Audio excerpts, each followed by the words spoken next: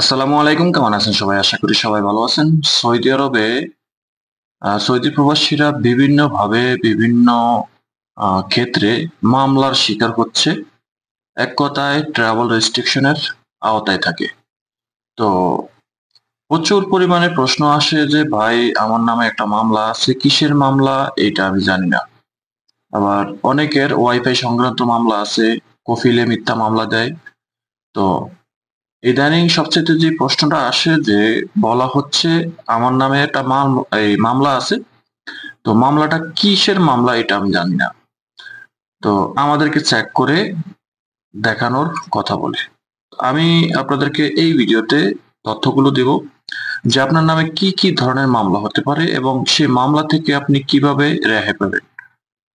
প্রথমত বলবো যে সৌদি আরবে আসার পর আমরা প্রথমত একটা সিম কার্ড নেই ইকামা দিয়ে। তো সিম কার্ডটা নেওয়ার সময় আমরা এই অনেক সময় আমরা বাইরে থেকে ফুটপাত থেকে আমরা বিভিন্ন দোকান থেকে সিম কার্ড নিই, সেখানে আমরা একটা প্রতারণার শিকার হই। আমি একটা সিম কার্ড কিনলে আমার নামে ৩ থেকে ৪টা ৫টা সিম কার্ড বা ওয়াইফাই রেজিস্ট্রেশন হয়। সেগুলো হয় পোস্টপেইড ক্যাটাগরির। তো অথচ সেগুলো আমার নামে হয় কিন্তু সেগুলো আমি ব্যবহার করি না। তো ওই সিম কার্ডগুলো বা ওই ওয়াইফাই গুলো ওই হকাররা অন্য লোকদের কাছে বিক্রি করলে তারা ব্যবহার করে এবং তারা একটা সময় দেখা গেছে ওয়াইফাই বিল দেয় না, বন্ধ করে দেয়। এখন বন্ধ করে দিলে বিলটা কার নামে আসে? বিলটা আসবে আপনার নামে এবং যদি একটা ওয়াইফাই নেওয়া থাকে সেই ওয়াইফাইটাও আপনার নামে। ওয়াইফাই বাবদ কোম্পানির সাথে একটা ডিল হয় যেটাকে বলা হয় বন্ড। সেটা আপনার এই নাফিদ এবং নাফাত ২ টা ব্যবহার করেই কিন্তু নেওয়া হয়। তো সেখানে ওয়াইফাই যেই এই প্রাইসটা ওয়াইফাই মেশিনের যেই দামটা সে দামটা হতে পারে ১১৫০, ১৬০০, ১৮২০, ২০০০, ২২০০ এরকম হতে পারে। তো এই টাকাটা কিন্তু আপনার ঘাড়ে আসবে। যদি একটা ব্যক্তি ওই ওয়াইফাইটা কিনে নেয় দোকানদারের কাছ থেকে সেটা আপনার নামে হয়। আপনাকে যখন ধোঁকা দিয়ে আপনার নামে এগুলা রেজিস্ট্রেশন করে রাখছে। তো ওই ব্যক্তি যদি না ব্যবহার করে তাহলে এই টাকাটা আপনাকেই পরিশোধ করতে হবে ভবিষ্যতে। আর যার কারণে আপনি জানেন না আপনার নামে ওয়াইফাই আছে সেটার কারণে মামলা হয়, ট্রাভেল রেস্ট্রিকশন হয়। তো এই ধরনের মামলাগুলো হয়। আবার অনেক সময় কফিল মিথ্যা মামলা দেয় এবং অনেকে আছে আপনার অনলাইন থেকে কিস্তিতে অনেক ধরনের পণ্য বা প্রোডাক্ট আ কিনে প্রতি মাসে, মাসে কিস্তি দিবে বলে। তো সেটা আপনি নিজেও কিনতে পারেন বা আপনাকে বোকা বানিয়ে আপনার কাছ থেকে ওটিপি কোডের মাধ্যমে ব্যবসার অ্যাকাউন্ট এবং নাফাত ব্যবহার করে অন্য কেউ কিনতে পারে। সেটা আপনি জানেনই না। এরকম অনেক মামলা আমাদের সাথে যোগাযোগ করে যে ভাই মামলা বলতে ওই ধরনের মামলা বুঝছেন না, মানে এই ধরনের সমস্যা নিয়ে আমাদের সাথে যোগাযোগ করে যে ভাই আমার নামে কেউ একজন মোবাইল কিনছে, কম্পিউটার কিনছে বা এই ধরনের পণ্য কিনছে, এখন আমার নামে মামলা হয়েছে। তো দেখেন এগুলা থেকে আপনি কিভাবে রেহাই পাবেন? ১ নাম্বারে বলব যে আপনি সিম কার্ড কিনার আগে অবশ্যই কাস্টমার কেয়ার থেকে কিনবেন। আর যদি বাইরে থেকে কিনে বসেন ভবিষ্যতে আর কিনেন না। আর যদি বাইরে থেকে কিনার পর আপনার এই সাথে যদি এরকম ধরনের প্রতারণা হয় যে আপনার নামে সিম কার্ড আছে, পোস্টপেইড বা ওয়াইফাই আছে, এগুলো আপনি অবশ্যই এই আবসার অ্যাকাউন্টের মাধ্যমে সিআইটিসি অ্যাপ্লিকেশনের মাধ্যমে আপনি চেক করে নিতে পারেন আপনার নামে কয়টা সিম আছে, কয়টা রাউটার আছে। যদি দেখেন যে আপনার নামে একটার বেশি সিম আছে সাথে, সাথে ওই সিমগুলো বন্ধ করে দিবেন। বন্ধ করতে গেলে যদি কোম্পানি আপনাকে বলে যে এত টাকা দিতে হবে, এত টাকা বিল বাকি আছে বা ওয়াইফাই এর টাকা বাকি আছে, সেগুলো আপনাকে অবশ্যই দিতে হবে। সেগুলো আপনি না দিয়ে পারবেন না। তো আপনি যখন সেখানে কমপ্লেইন করবেন, কমপ্লেইন করলে অনেক সময় হয় কি যে শতকরা ১-২% লোকের বেলায় হয় যে এটা মওকুফ করে দেয়। ভবিষ্যতে সমস্যা হয় না। তবে বিল আপনার নামেই থাকে।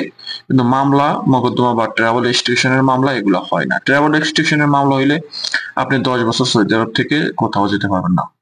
ট্রাভেল রেস্ট্রিকশন এটা কিন্তু খুব মারাত্মক একটা মামলা। আপনি এই মামলা শেষ না হতে টাকা পরিশোধ না করতে আপনি সৌদি আরব থেকে যেতে পারবেন না। তো এখন আপনি যদি একটা সিম কোম্পানিতে বা ওয়াইফাই বিরুদ্ধে যদি আপনি আপিল করেন বা কমপ্লেইন করেন, তখন তারা দেখা গেছে এই জিনিসটা বিবেচনার মধ্যে নেয় যে এই ব্যক্তি প্রতারণার শিকার হইছে, যাওক এটা মওকুফ করে দেই। বিল আপনার নামে থাকবে অনলাইনে কিন্তু মামলা হবে না। তারা এই জিনিসটা নোটিশ দিয়ে রাখে। গেল 1 নাম্বার। 2 নাম্বারে আপনার কফিল যদি আপনার নামে মিথ্যা মামলা দেয়, মিথ্যা মামলা দিলে আপনি কি করবেন? কফিল আপনার নামে যে মামলাটা দিচ্ছে সেই মামলাটা হতে পারে লেনদেনের মামলা, যে আপনি কফিলের কাছ থেকে 10,000, 15,000, 20,000, 20,000 রিয়াল নিছেন। এখন সেটা দিলে আপনাকে এই দেশ থেকে যেতে দিবে, না হয় দিবে না। এই বলে একটা মামলা করছে। তো এই মামলাটা শেষ করতে হলে আপনাকে যেটা করতে হবে, কফিলের সাথে আপনি হোয়াটসঅ্যাপে ভয়েসের মাধ্যমে কথা বলতে হবে। ফোনে কথা বললে সেটার কোনো প্রমাণ আপনি দিতে পারবেন না। সেই বিষয় নিয়ে সবার জ্ঞান একরকম থাকে না। তো সবচাইতে ভালো হবে যে আপনি কফিলের সাথে হোয়াটসঅ্যাপে ভয়েসের মাধ্যমে কথা বলবেন। আপনি কফিলের এই সোজাসাপটা বলবেন, ভেঙে ভেঙে বলবেন যে, "তুই আমার নামে মামলা দিছস। কি কারণে মামলা দিছস? আমি তোর কাছ থেকে কোনো টাকা নিছি? আমি তো তোর কাছ থেকে কোনো টাকা নেইনি, পয়সাই নেই নাই। আমি তোর কাছে কোনো ঋণী না। তুই আমার নামে মিথ্যা মামলা কেন দিলি?" তখন কফিল প্রতি উত্তরে কিছু একটা বলবে। নিশ্চয়ই কফিল আপনাকে এটা বলবে না যে, "হ্যাঁ, তুই আমার কাছ থেকে টাকা নিছত। অবশ্যই নিছত।" তো যদি এই কথা বলেও থাকে, আপনি তো সেখানে আবার ভয়েস দিবেন যে, "আমি তোর কাছ থেকে টাকা নিছি, এরকম কোনো তথ্য প্রমাণ আছে?" তো যদি বাই চান্সলি কোনো সময় আপনার কাছ থেকে সাদা কাগজে সাইন নেয়া থাকে, তাহলে কিন্তু ফেঁসে গেছেন। টাকা না নিলেও আপনি নিছেন। যদি আপনি কফিলের আফসার অ্যাকাউন্টের বা নাফিদের কোনো ওটিপি কোড দিয়া থাকেন, তাহলে আপনি ফাঁইসা গেছেন। তাহলে মনে করেন যে আপনারা ফাঁসিয়ে দিছে। আপনি টাকা না নিয়ে থাকলেও নিছেন। তো আগে এই জিনিসগুলো মাথায় রাখবেন যে আপনি কখনো কফিলের ওটিপি কোড দিয়েছেন কিনা মোবাইলের, বা আপনি কখনো সাদা কাগজে কোনো অরাকাতে সাইন করছেন কিনা। যদি এগুলো না করে থাকেন, তাহলে আপনার ফুল পাওয়ার আছে।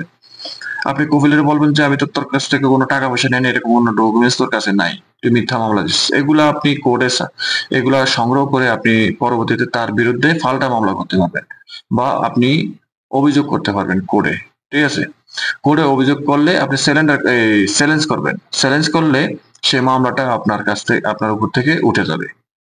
ঠিক আছে? কোর্ট যখন প্রমাণ দেখবে, চাইবে, প্রমাণ আপনার কফিল দিতে পারবে না। আপনি সেখানে চ্যালেঞ্জ করবেন যে, "আমি কফিলের কাছ থেকে কোনো ধরনের টাকা নেইনি। দেখ, কফিলের সাথে আমি যে কথা বলছি হোয়াটসঅ্যাপে, কথোপকথনগুলো আপনি কোর্টের কাছে সাবমিট করবেন।" তখন আপনার মামলাটা ডিসমিস হয়ে যাওয়ার সম্ভাবনা একদম 95%। বাকি 5% থাকে ফাইসালি করার। অর্থাৎ পক্ষবাদী থাকার সম্ভাবনা থাকে। দ্বিতীয়ত হলো যে, আপনার নামে যদি কেউ অনলাইন থেকে প্রোডাক্ট কিনা থাকে, বা আপনি যদি কিনা থাকেন, সেক্ষেত্রে ঋণ খেলাপি অর্থাৎ কিস্তি খেলাপি যদি হয়ে থাকে, কিস্তিতে টাকা পরিশোধ করেনি, যার কারণে আপনার বিরুদ্ধে মামলা হয়েছে, ট্রাভেল রেস্ট্রিকশন মামলা হয়ে গেছে। এখন সেই অনলাইনের পেমেন্টের টাকাটা কিন্তু আপনাকে দিতে হবে। আপনাকেই দিতে হবে। এছাড়া কোনো ওয়ে নাই। সেখানে কোনো মওকুফ কোনো সিস্টেম নাই। ঠিক আছে? তো এখানে কিচ্ছু করার নাই। আপনি ওই মামলা উঠাইতে গেলে আপনি ওই অনলাইনের যে বাকি টাকাটা ছিল, যে টাকার জন্য মামলা হয়েছে, ওই টাকাটা পরিশোধ করতে হবে। সেখানে কিন্তু কিস্তির টাকা যদি ১০০ রিয়াল হয়, এই কিস্তি খেলাপি করলে কিন্তু সেখানে জরিমানা আসে। জরিমানা আস্তে, আস্তে অনেকের ১০-১৫,০০০ রিয়ালও হয়ে যায়। তো এগুলা কিন্তু আপনাকে পরিশোধ করে তারপর মামলা উঠাইতে হইব। তো এই ধরনের মামলা যদি হয়ে থাকে, এবং দেখা গেছে আপনার ওয়াইফাই বিল সংক্রান্ত যদি মামলা হয়ে থাকে, যেমন আপনি একটা ওয়াইফাই বিল পরিশোধ করেননি, বা আপনি নিজেই ওয়াইফাই ব্যবহার করেন, বিল পরিশোধ করেননি, বা তাদের যে ২ বছরের কন্ট্রাক্ট থাকে বা ১ বছরের কন্ট্রাক্ট থাকে, ১ বছর বা ২ বছর ধরে আপনি ওয়াইফাই ব্যবহার না করেই বন্ধ করে রাখছেন। সেক্ষেত্রে ওই যে বললাম যে ওয়াইফাই সংক্রান্ত ওয়াইফাই মেশিনের বাবদ একটা টাকা নাফিতে থাকে, এবং আপনার বকেয়া বিলটা সম্পূর্ণ পরিশোধ করার পর আপনার মামলাটা উঠে যাবে। আপনি কাস্টমার কেয়ারের সাথে কথা বলতে পারবেন, তারা মামলা উঠিয়ে দিব। আর যদি কাস্টমার কেয়ারের সাথে কথা না বলেন, তো আপনি কোর্টের সাথে কথা বলতে পারেন যে, "আমি জেন কোম্পানি বা এসটিসি মোবাইলে যে কোনো কোম্পানির আপনি মোবাইলের সিম ব্যবহার করছেন বা ওয়াইফাই ব্যবহার করছেন, সেই টাকার জন্য মামলা হয়েছে, আপনি সেই টাকাটা পরিশোধ করে দিছেন। কোর্টকে জানালে কোর্ট আপনার মামলাটা উঠিয়ে দিব। তবে কোর্টের যদি ৫০০ রিয়াল জরিমানা আইসে থাকে, তাহলে সেই ৫০০ রিয়ালও কিন্তু আপনাকে পরিশোধ করতে হবে, না হয় মামলা উঠবে না। তো এই হলো বিষয়টা। আশা করি বুঝতে পারছেন। তো যারা প্রতিনিয়ত জিজ্ঞাসা করেন যে, "ভাই, আমার নামে মামলা হয়েছে, আমি জানি না কি কারণে মামলা হইলো।" এটা কিন্তু সবাই জানে না। যারা একটু মোবাইল ঘাটাঘুটা করতে পারে বা যারা অনলাইন সম্পর্কে একটু জানে, তারা কিন্তু বুঝতে পারে। কিন্তু কিছু লোক আছে একটু পড়াশোনা একেবারে টোটালি জানে না, তারা কোনো কিছু বোঝে না। তাদের নামে এই ধরনের মামলা হলে তারা মানে অনেক প্যারার মধ্যে থাকে। তো আশা করি বুঝতে পারছেন। তো আপনার নামে যদি মামলা হয়, তাহলে আপনি এগুলা মোবাইলে মেসেজ আসবে, মেসেজের মাধ্যমে আপনি জানতে পারবেন, বা আপনার নামে কি কারণে মামলা হইছে, আপনার নামে এই ট্রাভেল রেস্ট্রিকশন মামলা কেন হইছে, এগুলা জানতে হলে আপনাকে প্রথমত ফলো করতে হবে যে আপনার মোবাইলে এসএমএস আইছে কিনা। এসএমএস যদি না আসে বা এসএমএস তো অবশ্যই আসবে, এসএমএস গুলো আপনি কাউকে দেখাবেন, তারা জানিয়ে দিবে। অথবা আপনি যদি সেটাও না পারেন তাহলে আপনি নাফিদ নাফিদ প্ল্যাটফর্মে ঢুকবেন। নাফিদের মধ্যে দেখবেন যে আপনার ওখানে কোনো বন্ড আছে কিনা। ঠিক আছে? নাফিদের ভিতরে কোনো বন্ড আছে কিনা, অর্থাৎ সেখানে কোনো স্ট্যাম্প সাইন করা আছে কিনা, সেটা আপনি কাউকে দিয়ে দেখাবেন। তো এই বিষয়গুলো নিয়ে স্টেপ বাই স্টেপ আমার চ্যানেলে কিন্তু অনেক অগণিত ভিডিও আছে। সেখানে ওয়াইফাই সংক্রান্ত মামলা, বিল সংক্রান্ত মামলা বা প্রতারণা সংক্রান্ত মামলা, লেনদেন সংক্রান্ত মামলা, এই মামলাগুলো কেন হয়, কিভাবে মামলা থেকে বাঁচবেন, কিভাবে কোর্টের সাথে কথা বলবেন, কিভাবে কাস্টমার কেয়ারের সাথে কথা বলবেন, আমি স্টেপ বাই স্টেপ প্রত্যেকটা ভিডিওতে জানিয়ে দিয়েছি। আপনারা সেই ভিডিওগুলো দেখলেই বুঝতে পারবেন এবং আপনি নিজেও করে নিতে পারবেন। আশা করি বুঝতে পারছেন। ভিডিওটা ভালো লাগলে শেয়ার করে দিবেন, চ্যানেলটি সাবস্ক্রাইব করে পাশে থাকা বেল আইকনটা অন করে রাখবেন। আল্লাহ হাফেজ।